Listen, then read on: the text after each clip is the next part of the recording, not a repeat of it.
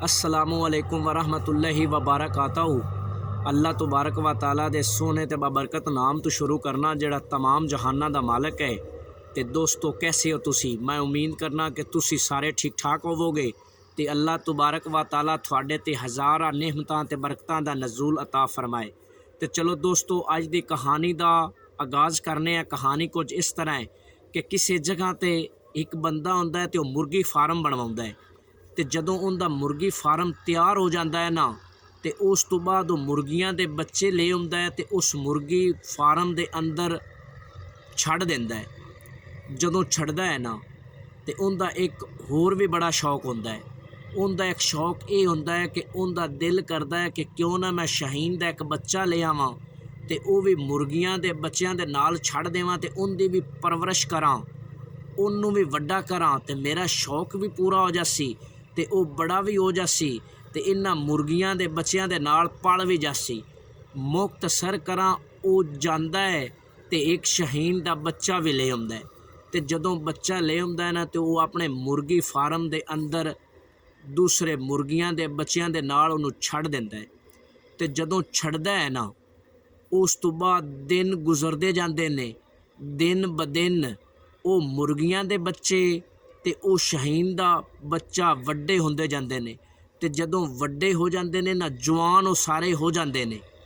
उस वक्त एक दे वो जिहड़ा मुर्गी फार्म दा मालक है वो आउंदा है ना, ते मुर्गी फार्म दे अंदर आके सारे जिहड़े बच्चे होंदे ने मुर्गियां दे और शाहीन दे बच्चे नूं चैक करदा है ते वेखदा है ना कि शाहीन दा बच्चा बड़ा खूबसूरत है।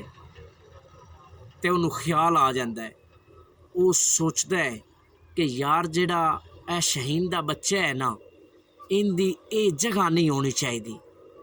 इंदा एक मकाम ही बड़ा है।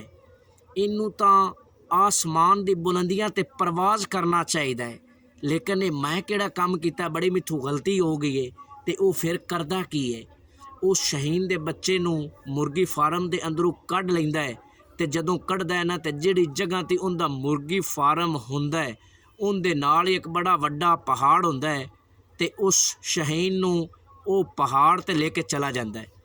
ते जदों पहाड़ ते ले जाता है ना, ते उस शाहीन दे बच्चे नूं बिस्मिल्ला पढ़ के उड़ा दिंदा है। ते जदों वो शाहीन दा बच्चा उड़दा है ना, ते वो शाहीन दा बच्चा नहीं रहांदा, वो शाहीन नहीं रहांदा। उनकी वजह की है कि वो बच्चा हुंदा है ते मुर्गियां दे बच्चों के नाल ही उनकी परवरिश हुंदी, उन्हूं वड्डा कीता जांदा है। ते उनका जिहड़ा ज़हन है ना, वो भी मुर्गियां दे बच्चों तरह ही हो जाता है।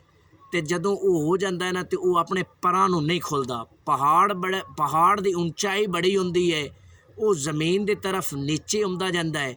अगर वो अपने पर ना खोले तो ज़मीन ते आके उन्नूं ज़मीन पाश पाश कर छड्डे, टुकड़े टुकड़े उनके कर छड्डे। लेकिन वो करदा की है, जदों पहाड़ ते ज़मीन के दरम्यान आउंदा है ना, तो सोचता है कि नहीं, मैं मुर्गी का बच्चा नहीं हो सकता, मैं तो शाहीन दा बच्चा। तो फिर करदा कि अपने पर खोलदा है। जदों पर खोलदा है ना, दो चार पर मारदा है तो उड़न की कोशिश करदा है। तो फिर ख्याल आ जाता है, फिर सोचता है कि नहीं, मैं तो एक मुर्गी का बच्चा, मैं मुर्गी हाँ, मैं शाहीन नहीं हाँ। फिर पर बंद कर लैंदा है तो वो ज़मीन की तरफ आउंदा जांदा है। जदों ज़मीन की तरफ आउंदा जांदा है ना, तो जदों ज़मीन के करीब पहुँचता है तो फिर सोचता है कि नहीं, मैं मुर्गी का बच्चा नहीं हो सकता, मैं तो कुछ हो रही हाँ, मैं तो शाहीन का बच्चा। तो फिर जदों इतना सोचता है ना, तो फिर करदा की है, फिर वो अपने परां नूं इस तरह खुलदा है। तो जदों खुलदा है ना, फिर वो अपने जिहड़े पर ने ना, वो खुल ही रखदा है, उन्हां नूं बंद नहीं करदा। तो जदों वो बंद नहीं ना करदा, तो फिर वो उड़ जाता है। तो जदों उड़ जाता है ना, तो वो आसमान की बुलंदी नूं छूंदा है। आसमान की जदों बुलंदी नूं छूंदा है ना, तो फिर हमेशा ऊंची परवाज़ करता है। तो दोस्तों गल करन दा मकसद, गल करन दा मतलब ये है कि सानू भी चाहिए है कि अपने आप दे और अपने बच्चे जिहड़े ने या तालब इलम ने, उन्हां दी तरबियत सानू भी शाहीन दे बच्चे की तरह नहीं करनी चाहिए, बल्कि शाहीन जिस तरह शाहीन की परवरिश होंदी है ना, उस तरह करनी चाहिए है। ਅਗਰ ਅਸੀਂ ਅੱਜ ਆਪਣੇ ਬੱਚਿਆਂ ਦਾ, ਆਪਣੇ ਤਾਲਬ ਇਲਮਾਂ ਦਾ ਜਾਂ ਆਪਣੇ ਆਪ ਦਾ ਸ਼ਹੀਨ ਦੀ ਤਰ੍ਹਾਂ ਖਿਆਲ ਰੱਖਾਂਗੇ, ਆਪਣੇ ਜ਼ਿਹਨ ਨੂੰ ਸਾਫ਼ ਸ਼ਫਾਫ ਰੱਖਾਂਗੇ ਤੇ ਇਨਸ਼ਾਅੱਲਾ ਤਰੱਕੀ ਲਾਜ਼ਮੀ ਕਰਾਂਗੇ। ਜੇ ਅਗਰ ਅਸੀਂ ਉਹ ਸ਼ਹੀਨ ਦੇ ਬੱਚੇ ਜਿਹੜਾ ਮੁਰਗੀਆਂ ਦੇ ਨਾਲ ਰਹਿੰਦਾ ਉਹਦੀ ਤਰ੍ਹਾਂ ਅਸੀਂ ਅਗਰ ਮੁਰਗੀਆਂ ਦੇ ਬਾਰੇ ਸੋਚਾਂਗੇ ਤੇ ਫਿਰ ਅਸੀਂ ਤਰੱਕੀ ਨਹੀਂ ਕਰ ਸਕਦੇ। ਸਾਨੂੰ ਚਾਹੀਦਾ ਹੈ ਕਿ ਆਪਣੇ ਜਿਹੜੇ ਇਰਦ ਗਿਰਦ ਦਾ ਮਾਹੌਲ ਹੈ, ਸਮਾਜ ਹੈ, ਉਹਨਾਂ ਦੇ ਬਾਰੇ ਵੀ ਹਮੇਸ਼ਾ ਅੱਛਾ ਸੋਚਣਾ ਚਾਹੀਦਾ ਹੈ। ਮੁਸਬਤ ਖਿਆਲਾਤ ਹੋਣੇ ਚਾਹੀਦੇ ਨੇ, ਮਨਫੀ ਖਿਆਲ ਨਹੀਂ ਹੋਣੇ ਚਾਹੀਦੇ। ਤਾਂ ਹੀ ਅਸੀਂ ਆਪਣੇ ਮਕਸਦ ਦੇ ਵਿੱਚ ਕਾਮਯਾਬ ਹੋ ਸਕਨੇ ਹਾਂ। ਤੇ ਅੱਲਾਹ ਤਾਲਾ ਮੇਰੇ ਸਾਰੇ ਦੋਸਤਾਂ ਨੂੰ ਤੇ ਮੇਰੇ ਭਾਈਆਂ ਨੂੰ ਆਪਣੀ ਹਿਫਜ਼ੋ ਅਮਾਨ 'ਚ ਰੱਖੇ। ਅੱਲਾ ਨਿਗਹਿਬਾਨ।